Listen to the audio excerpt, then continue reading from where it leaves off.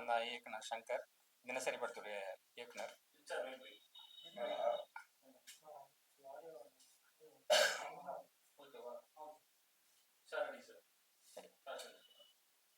வணக்கம், நான் தான் தினசரி படத்துடைய இயக்குனர் சங்கர். முதல்ல அவங்க எல்லாருக்கும் வந்ததுக்கு ரொம்ப ரொம்ப நன்றி சொல்லிக்கிறேன். எல்லாத்துக்கு மேலே என்னோட அப்பா அம்மாவுக்கு மிகப்பெரிய நன்றி சொல்லிக்கிறேன். அப்புறம் இந்த படத்தினுடைய வாய்ப்பாக எனக்கு அமைச்சு கொடுத்த திரு விஜய் முரளி சார் அவர்களுக்கும் முரளி சார் அவருக்கும் நான் மிகப்பெரிய நன்றி சொல்லிக்கிறேன்.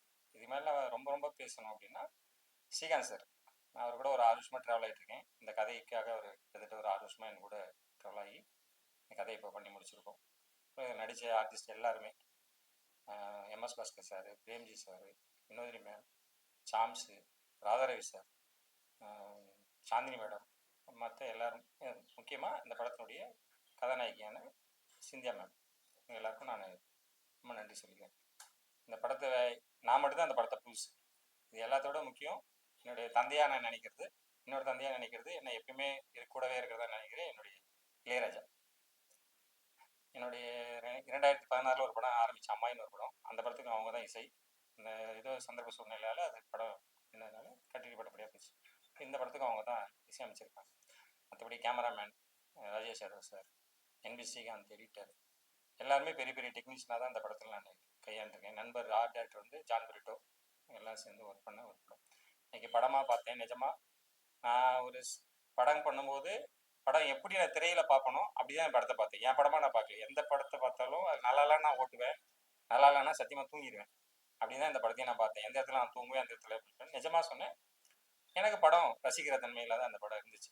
ரொம்பவும் இதுவும் இல்லாமல் நல்லாவே இருந்துச்சு. எனக்கு அது அந்த வகையில் ரொம்ப ரொம்ப சந்தோஷமான விஷயமா தான் இருக்குது. ஸோ இந்த படத்துக்கு நீங்கள் இதை கொண்டு போய் சேர்ப்பீங்கிற நம்பிக்கையில் நான் உங்ககிட்ட நான் பேச வந்திருக்கேன். இதுதான் என்னுடைய முன்னுரை. அவ்வளோதான், இதான் என்னோட முன்னுரை. இதுக்கு மேலே நீங்கள் என்ன கேள்வி கேட்குறீங்களோ நீங்கள் கேளுங்க. இந்த பத்திரிகையாளர் சந்திப்பு ஆக்சுவலாக என்னன்னா, அன்னைக்கு அவங்க ப்ரெஸ் ஷோ வைக்கிற அன்னைக்கு நான் இல்லை. சில தைப்பூச ஊரில் எங்கள் அம்மாவுடைய கிராமத்தில் பெரிய விழா நடக்கும். ஸோ அன்றைக்கி எங்கள் பரம்பரை மொத்த குடும்பமும் வருவாங்க, எங்கள் மாமா எல்லாருமே வருவாங்க. ஸோ அன்னைக்கு சூழ்நிலை போக வேண்டியது கட்டாயம். திங்கள் செவ்வாய் புதன் புதன்கிழமை மாலை தான் நான் வந்தேன். ஸோ அதனால் உங்களுக்கு இயக்குனர் யார் ஹீரோயினுக்கும் இயக்குனருக்கும் ஏதாவது பிரச்சனை அப்படிங்கிறதா அப்படிலாம் எதுவும் இல்லை. ஸோ அந்த சூழ்நிலையால் நான் அந்த கடந்து போக வேண்டிய சூழ்நிலை இருந்ததுனால அதனால எனக்கு வர முடியல. அதனால இன்னைக்கு உங்களுக்கு எல்லாருக்கும் இயக்குனர் யாருன்னு தெரியணும் இல்லையா? ஸோ அதனால நான் இந்த ப்ரெஸ் மீட்டை வச்சிருக்கேன். படத்தில் எந்த பிரச்சனையும் இல்லைங்க. அதெல்லாம் படமாக எனக்கு எந்த பிரச்சனையும் இல்லை. ஒரு சில பொருளாதார காரணங்களால ஒரு ஒரு ஒரு கட்டத்துக்கு மேலே என்னால் எடுக்க முடியல, அதான் உண்மை. ஸோ ஒரு குறுகிய வட்டம் ஒரு விஷயத்துக்குள்ளே நீங்கள் கன்சைன் பண்ண வேண்டிய சூழல் இருந்துச்சே தவிர மற்றபடி வேறு எந்த பிரச்சனையும் இல்லை. நான் 35 நாள் கேட்டிருந்தேன். மொத்தமாக சேர்த்து அவங்க இந்த 3 அங்கே போட அந்த சாங் கூட சேர்த்து 28 நாள் அந்த படம் முடிச்சிருக்கு. அதான் நிஜம்.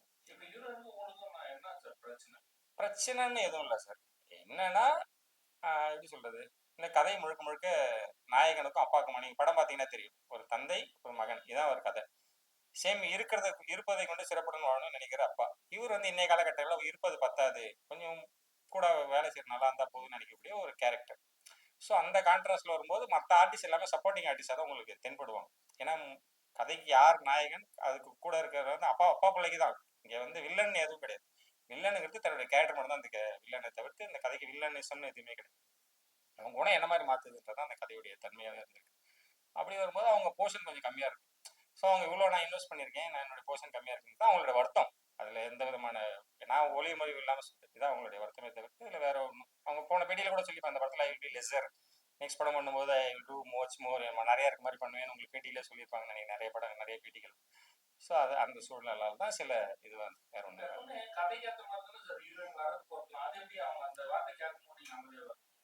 அப்படி இல்லை.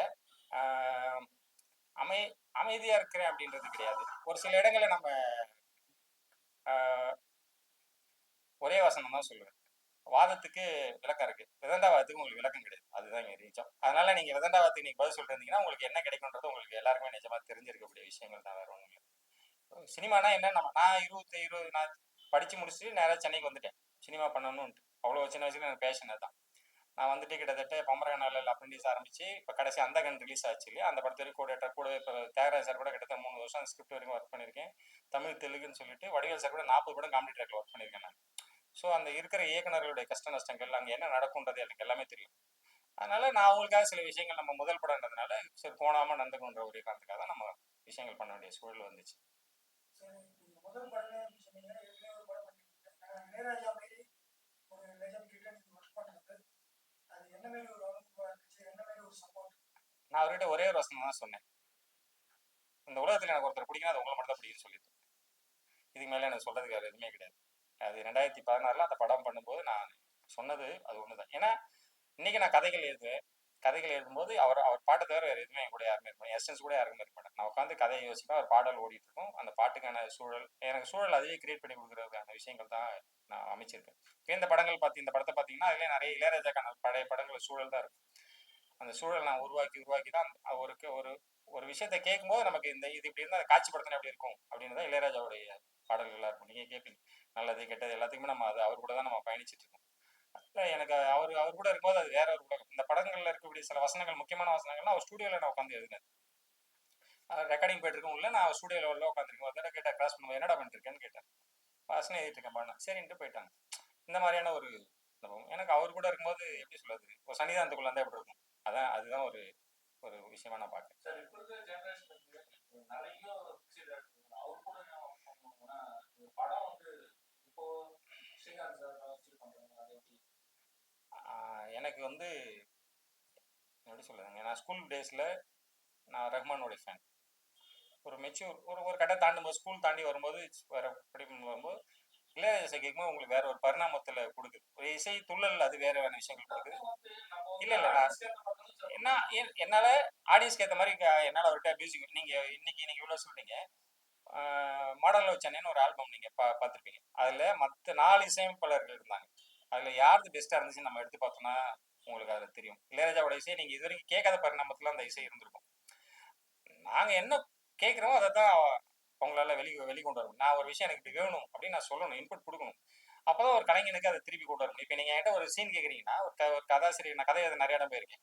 போகும்போது அவங்க சார் இப்படி இருந்தால் நல்லா, இன்னும் இதை விட அப்படின்னா தான் எனக்கு ஒரு பெட்டர்மெண்ட் தேடுது.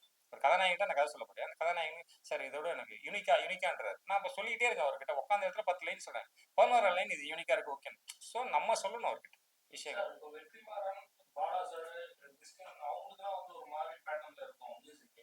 இந்த பேட்டர்ன் வந்து இது வந்து ஒரு சூழல் தான் சார் காரணம். இந்த நம்ம என்ன சூழல் அங்கே போய் எக்ஸ்பிளைன் பண்றோமோ அந்த சூழலுக்கான இசை தான் நமக்கு கிடைக்கும். புரியுதுங்களா? நம்ம அங்கே எக்ஸ்பிளைன் பண்றதுல இருக்கு. நம்ம அங்கே சொல்லக்கூடிய சூழல், நம்ம இப்போ காட்சியை விரிவுபடுத்துகிற சூழல் இருக்கும்போது இருக்கக்கூடிய அமைப்புகள் தான் உங்களுக்கு அங்கே திருப்பி கிடைக்கக்கூடிய விஷயங்கள். அதான் எனக்கு கிடைச்சிது. சார் இந்த படத்துல சாங்ஸ் யூஸ் பண்றப்ப ஹீரோயின் மேடம் வச்சுட்டு ட்ரோல் பண்ணி போட்டாங்க, அவங்க எப்படி இருந்துச்சு? அது நான் நிஜமாவே தவறு தான் சொல்லுவேன். அது எப்படி சொல்றது, ஒருத்தங்களை ட்ரோல் பண்றதுன்றது அது தனிப்பட்ட வரையும். பட் ஆனால் அது பப்ளிக் இன்னைக்கு நம்ம கிட்டத்தட்ட ஒரு சோசியல் சமூகத்துக்குள்ள ஒரு சோசியல் மீடியான்னு வந்துட்டோம். ஆனால் நம்ம இன்னைக்கு சமூகமாக இருக்குமான்னு கேட்டால் அது நிஜமாவே இல்லை. அது எனக்கு ரொம்ப பெரிய வருத்தம் தான் நிஜமாவே. எனக்கு ஒரு ஆர்டிஸ்ட் நம்ம நீங்கள் இன்னைக்குன்னு இல்லை, நீங்கள் 80 காலகட்டங்களில் நம்ம இருந்த சார் ஹீரோக்கள்லாம் பார்த்தோம்னா நம்ம நம்ம இன்னைக்கு காலகட்டங்களில் யோசிக்கும்போது நம்ம இவங்களாம் ஹீரோவான்னு தான் நம்ம யோசிக்கக்கூடிய நேரம். அப்போ இன்னைக்கெல்லாம் வந்திருந்தா என்ன யோசிச்சு பார்த்தீங்கன்னா நம்ம என்ன இருக்கும். அது ட்ரோலிங்ன்றது அவங்க மண்ணில்லை. பட் அது பார்வை தவறுன்னு தான் நான் நினைக்கிறேன் நிஜமாவே. அவங்க ஒரு ப்ரொடியூசரா என்கிட்ட சொன்னது நான் நடிக்கணும். விஜயமுரளி சார் என்னை கூட்டு போய் கதை சொல்ல சொன்னார். ஆக்சுவலி அது கதை சொல்லிட்டு நான் சொன்னேன், சார் இவங்க வேணா வேற நான் ஓப்பன் அப்படியே சொன்னேன், இல்லை அவங்க பணமும் நடிக்கணும்னு ஆசைப்படுறாங்க, நான் காம்பரமைஸ் நான் சரி ஓகே நடிக்க வைக்க முடியும்னு தான் நான் அவங்கள வச்சு தான் படமே எடுக்கிறேன். எனக்கு கதைக்கு என் கதைக்கு ஒரு சூழல், அதனால அந்த கதையில அமெரிக்காவில் ரிட்டர்ன் அந்த மாதிரி ஒரு கேரக்டராகவே நான் அவங்களுக்கு அவங்க என்னவா இருக்காலும் கதை மாற்றி தான் பண்ணிடுறேன். இல்லை நான் எதுவுமே ஃபிக்ஸ் ஆகலை. ஆக்சுவலி இவங்க ப்ரொடியூசர் கம் ஹீரோயின்ன்றதுனால நான் நம்ம வேற எந்த தாட் ப்ராசஸ் அங்கே போகவே முடியாது. அப்படி நான் ஓகே பண்ணலங்க. ஆஹா அப்படி நாம எழுதின கதையே கிடையாது. இது வந்து திடீர்னு உருவான சூழல்ல உருவான கதை. நாங்க பண்ண ஆரம்பிச்ச கதை வேற, ஒரு ஆக்ஷன் பேக்டு ஸ்கிரிப்ட் தான் அது. பண்ணதுனால பண்ணிட்டு இருக்கும்போது பட்ஜெட் அதிகமாக, ஆக்ஷன் மட்டுமே உங்களுக்கு 28 days எனக்கு ஷூட் இருந்துச்சு. ஃபைட்டு. நான் இப்போ லொக்கேஷன்லாம் பார்த்துட்டேன். போட்ட பட்ஜெட் நாங்க ஒரு கன்சைனர்ஸி உங்களுக்கு தெரியும் இந்த இந்த இடத்துல என்ன பிசினஸ் ஆகும்னு தெரியும். அந்த பிசினஸ்க்கு பண்ணும்போது அதோட டபுள் ஆச்சு. ஸோ அந்த பட்ஜெட்ல இதை பண்ண முடியாது. ஏன்னா பண்ணிட்டு பிசினஸ் பண்றது ரொம்ப கஷ்டம். அப்படின்றதுனால ஆக்சுவலாக நீங்கள் இந்த படத்துடைய ஃபர்ஸ்ட் ஹாஃப் மட்டும்தான் நிஜமான அந்த ஒரிஜினல் ஸ்கிரிப்ட் நான் எழுதி இருந்த script. Second half out and out வேற ஒரு ஸ்கிரிப்ட். அது வேற சூழலால எல்லாம் பேசி உட்காந்து பட்ஜெட் தாங்க மாட்டோம், நம்ம இது கன்சைனாக ஒரு குடும்ப கதையாக மாற்றலாம். ஃபர்ஸ்ட் ஹாஃப் ஃபுல்லாக குடும்ப கதையாக, செகண்ட் ஹாஃப் மொத்தமாக டிராஸ்டிக்காக சேஞ்ச் ஆகி ஃபுல் ஆக்ஷன் மோடே மாறிடும். அதனால அது சூழலுக்கு அந்த மாதிரி சரி பட்ஜெட் உண்மை காரணம் அது பட்ஜெட் தான், பட்ஜெட்டுக்குள்ளே பண்ணிடணுன்றதுனால சரி குடும்ப சூழலாக பண்ணிடணும். ஒரு குடும்ப கதையாக இருக்கும். ஆல்ரெடி என்னுடைய நிறைய சம்பவங்கள் நடந்த சம்பவங்கள் எல்லாத்தையும் நான் ஆல்ரெடி கேதர் பண்ணி வச்சிருந்ததுனால கரெக்டாக அந்த அவருடைய கேரக்டருக்கும் இப்போ அந்த டைமில் நடந்த அந்த அந்த எப்படி சொல்ல ஸ்கேமும் கரெக்டாக மெர்ஜ் ஆயிடுச்சு எனக்கு. அந்த ஸ்கேமை வச்சுட்டு என்னோட சம்மந்தப்பட்டவர்கள் எல்லாருமே நிறைய பேர் அதில் இன்வெஸ்ட் பண்ணியிருந்தாங்க. அவங்க எல்லாருக்கிட்டையும் தரவுகள் எடுத்து யார் என்ன எப்படி வந்தா நீ எப்படி உள்ள போனது எல்லா விஷயத்தையும் கேட்டு நான் கதையாக பண்ணது தான் அந்த கதை. ஸோ இந்த கதைக்காக அவங்களுக்காக நான் கதையை மாற்றல. எங்களுக்கு அந்த உள்ள போகும்போது இருந்த ஸ்கிரிப்ட் வேற. அந்த சூழல்ல எங்களுக்கு பட்ஜெட் கண்டிப்பா நிஜமா ஆயிருக்கும், ரொம்ப பெருசா இருக்கும். எங்களால இன்னைக்கு இவ்வளவு தூரம் உட்காந்து ரிலீஸ் பண்றதுக்கு ரொம்ப சிரமப்பட்டோம், முடிய கூட சிரமப்பட்டோம். அதான் உண்மை. பாவம் அவங்கள நம்ம அவ்வளவு தூரத்தை வந்து இன்வெஸ்ட் பண்ணியிருக்காங்க, திருப்பி பணத்தை திருப்பி கொடுக்கணுன்றது ரொம்ப ரொம்ப முக்கியம். அவர் கதை சூழல் தெரியும். நான் தான் சொன்னேன், இந்த கதை கூட ஒரு 6 வருஷம் டிராவல் ஆயிருக்காரு அந்த கதைக்குள்ள. நாங்க ஆஃபைல தான் கதையை மாத்துறோம். கதையை மாற்றும் போது அவருக்கு ஒரு டைரக்டரா என் மேல இருக்கக்கூடிய ஒரு சூழல் நம்பிக்கை தான். நீங்க பாத்தீங்கன்னா தெரியும், சில பேட்டிகளே தனியாவே வேற ஒரு படத்தையும் என்ன ரெக்கமெண்ட் பண்ணார். இதுக்கு முன்னாடி நான் அந்த படம் பண்றதுக்கு முன்னாடியே வேற ஒரு ப்ரொடியூசர் கிட்ட அந்த டைரக்டர் சரி இது ஆகும்போது என்ன வந்து ரெக்கமெண்ட் பண்றாரு. சங்கர் தினசரி சங்கர் போய் பாருங்க பண்ணி தருவார்.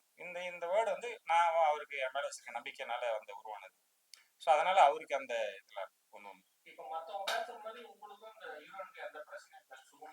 நான் தான் சொன்னேன்லங்க, மன உரசல் எல்லாருக்குள்ளயும் இருக்கு. எனக்கு என் ப்ரொடியூசர் டெய்லி சண்டை நடக்கும். யாருக்கு தான் நடக்காது? குடும்பத்துக்குள்ள புருஷன் முன்னாடி சண்டை தான் நடந்துட்டு இருக்கு. யார் வீட்டுல சண்டை இல்லை, நீங்க அதுக்காக உரசிட்டு சண்டை போட்டுட்டே இருக்கீங்களா? முறைச்சி அது கிடையாது. இல்ல ஒரு ப்ராஜெக்ட் பண்ணும்போது 100% நான் தான் சொன்னேனே, நான் மொத்தம் தமிழ் தெலுங்கு எல்லாம் சேர்த்து ஒரு சாலிடா அப்படி இப்படி சேர்த்து ஒரு 50 படங்களுக்காக நான் போய் ஒர்க் பண்ணியிருக்கேன். அந்த 50 படங்கள்ல 49 படம் தான் பிரச்சனை எல்லாம் போயிருக்கு. ஒரு படம் மட்டும் தான் எங்கேயாவது பிரச்சனையோட இருக்கு, பிரச்சனை எல்லாம் நடந்தது. மித்த 49 படங்களும் ஏதாவது ஒரு சூழல்ல யாருக்காவது வந்துட்டே தான் இருக்கும். நானே என் மொத படமும் அப்படிதான், அந்த சூழல் அப்படிதான். நான் ப்ரொடியூசர்கிட்ட தெளிவா கேட்கிறேன், பணம் இருக்கான்னு கேட்குறேன். வேற ஒரு சூழல்ல அவர் சொல்றாரு, நான் நம்புறேன். ஆனா அதுக்கப்புறம் அது இல்லைன்னும் போது வேற சூழல் நடக்குது. இது வந்து நம்பிக்கையின் பேர்ல நடக்கதான் சினிமா. நான் வாயால சொன்ன ஒரு கதையை நம்பி ஒரு இத்தனை பேர் இத்தனை கோடி ரூபாய் வெறும் வாயில சொன்ன கதை தான். பேப்பர் எடுத்து கூட வீட்டுல அவங்ககிட்ட நான் வாயில சொன்னா எடுப்பேன் நம்பி கொடுக்குறாங்கன்னு போது வரும். அப்புறம் போது நம்புறாங்க. வேற ஒரு ரீசன்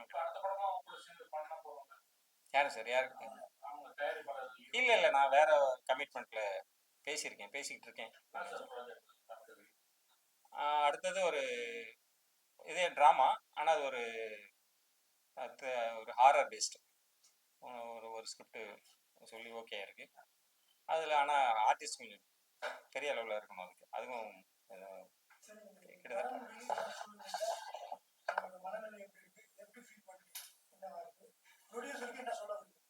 ப்ரொடியூசருக்கு எதுவும் நான் சொல்ல விரும்பலைங்க. எனக்காக அவங்க இந்த படத்தை ரிலீஸ் பண்ணது ரொம்ப ரொம்ப சந்தோஷம். ஓகேங்களா? இன்னைக்கு சூழல்ல படம் ரிலீஸ் ஆகிறது ரொம்ப மிகப்பெரிய கஷ்டம். நான் அவங்களுக்கு மிகப்பெரிய நன்றி கைகூப்பி நன்றி சொல்லிக்கிறதுக்கு அது ஒரு முக்கிய காரணம். அந்த படம் இன்னைக்கு வரும் வராது. இன்ஃபேக்ட் என் சொந்த ஊர் பாண்டிச்சேரி. என் பாண்டிச்சேரியில் ரிலீஸ் ஆகல படம். எங்கள் அம்மா போய் நான் சிதம்பரம் என் தம்பி எங்கே இருக்கேன்னு பார்த்துட்டு சிதம்பரத்து காரில் கூட்டு போய் காமிக்கிறேன். இல்லை சென்னைக்கே வரேன், சென்னையில் நைட் ஷோ மாயாஜாலில் இருக்குது, இவ்வளோதெல்லாம் வந்து போகிறதுக்கு பார்ப்போம் அப்படின்னு சொல்லிட்டு நான் சொல்லியிருக்கேன். ஆனால் எனக்கு படம் ரிலீஸ் பண்ணாதுலையோ இது ஆயிடுச்சு, இது பிஸ்னஸ் ஆகலையே, வச்சுருந்துட்டு பிஸ்னஸ் ஆகிற வரையும் வச்சிருப்போம்னு நினைக்காம அவங்க சூழலை புரிஞ்சுட்டு ரிலீஸ் பண்ணதுக்கு அவங்கள மிக மிக மிக மிக நன்றி சொல்லிக்கிறேன். நான் அவங்க மேலே எனக்கு எந்த விதமான வருத்தமெல்லாம் எதுவும் கிடையாது. நிஜமா எனக்கு ஒரு ப்ரொடியூசராக எனக்கு வந்து ஒரு கதையை கேட்டு ஓகே பண்ணி படம் கொடுத்துருக்காங்க. நான் அவங்கள அந்த உரசல் இருந்துகிட்டே தான் இருந்துட்டு இருக்கும். பட் அதுக்காக நான் அவங்கள இது பண்ணுற தேவையில்லைங்க. இல்லை அதான் ஒன்று. யார் கூட மெசேஜ் பண்ணுவாங்க, எப்போ கான்டாக்ட் பண்ணுவாங்க. நான் பேசுறது நான் பொதுவாக யாருக்கிட்டையும் ரொம்பலாம் இது பண்ணிக்க மாட்டேன். இப்போ என் படத்தில் நடிச்ச ஹீரோ ஹீரோயின் யாருக்கிட்டையுமே ரொம்ப டச்லாம் கிடையாது எனக்கு. ஏன்னா நான் இந்த காலை என்னுடைய வேலைகள் முடிஞ்சேன்னா மாலை ஆச்சுன்னா இன்ஸ்டியூட் வச்சிருக்கேன், ஒரு 10 வாதியர் வேலை பார்க்குறாங்க. அவங்க அந்த வேலைகளில் எனக்கு கொஞ்சம் சரியாக அடுத்த படங்கள் வேலைகள் போயிட்டு இருக்கும்போது அந்த வேலைகள் நான் சேர்த்து பார்க்குற வேலைகளாக தான் இருக்கும் மெயினாக. அதான் உண்மை. ஆக்சுவலி அது ஒரு ரெண்டு ஸ்கிரிப்டுமே ஹீரோயின் ஓரியன்ட் தான். கொஞ்சம் பெரிய ஆர்டிஸ்ட்னு வச்சுங்களேன். இப்போதைக்கு எதுவும் நம்ம சொல்ல இல்லை. அது இருக்காங்க நிறைய ஆர்டிஸ்ட். என்ன நான் அது த்ரிஷா ஒரு ஆப்ஷன் அதில் கண்டிப்பாக த்ரிஷா மேம், ஐஸ்வர்யா லட்சுமி, மஞ்சு மஞ்சு வாரியர் இந்த மாதிரி ஆர்டிஸ்டுகளுக்கான ஒரு ஸ்கிரிப்ட் சொல்லி ஓகே பண்ணியிருக்கு. உங்கள் முடிச்ச நேரம் அங்கே தான் போகிறேன். ஸோ இன்னும் எதுவும் நாங்கள் டென்டேட்டிவாக எதுவும் பண்ணல. நான் மார்ச் வரைக்கும் எதுவும் பண்ணுற ஐடியா இல்லை. அதனால மார்ச்சுக்கு அப்புறம் தான் அதனுடைய நான் என்ன ஸ்கிரிப்ட் பண்ணாலும் அதுக்குள்ள வந்து பெண்கள் வந்து உரிமை இருக்கிற மாதிரி தான் நான் கதைகளே பண்ணியிருக்கேன். அது ஏன்னே தெரியாது. எனக்கு வந்து ஸ்கூல் டேஸ்லேருந்து காலேஜ் எனக்கு பெண்கள் நான் அப்படிதான் என்ன வளர்ந்துருக்க சூழல். அதனால எனக்கு எல்லா காலகட்டம் இப்போ கூட ஸ்கிரிப்டே இருக்கேன். போன வாரம் தான் ஒரு 6 நாள் உட்காந்து ஃபர்ஸ்ட்டாக முடிச்சிருக்கேன். அதனுடைய கிளைமேக்ஸ் முழுக்க முழுக்க ஹீரோயிசம் சப்ஜெக்ட். ஆனால் கிளைமேக்ஸ் ஆடியன்ஸ் எதிர்பாராட்டு சொன்னா ஹீரோயின் தான் முக்கிய காரணியாக இருப்பாங்க கதையை எழுதியிருக்கேன். பெண்கள் இல்லாமல் நம்ம இல்லையே, தாய் இல்லாமல் நம்ம எப்படி ஒரு ஆண் மட்டும் எப்படி அப்படின்றது என்னுடைய ஒரு ஐடியாலஜி. அதனால மேக்ஸிமம் ஸ்கிரிப்டுகள் எல்லாமே பெண்கள் பாடுறது ஆடுறது மட்டுமே இருக்கக்கூடாது. எல்லாத்துக்குமான எமோஷன்ஸ் மனுஷன் எமோஷனில் கனெக்ட் ஆனவன் தான். நீங்கள் டைட்டானிக் எடுத்துக்கிட்டாலும் எமோஷன் தான், அவதார் எடுத்துக்கிட்டாலும் எமோஷன் தான். அதில் அவ்வளோ பெரிய சயின்ஸ் ஃபிக்ஷன் படங்கள் இன்ட்ரெஸ்டெல்லாம் ஓடுது. அதுல எமோஷன் தானே. அப்பா பொண்ணு பாண்டிங் எமோஷன் தானே. எமோஷன் கண்டிப்பாக முக்கியம். எமோஷன் இல்லாமல் வாழ்க்கை கிடையாது.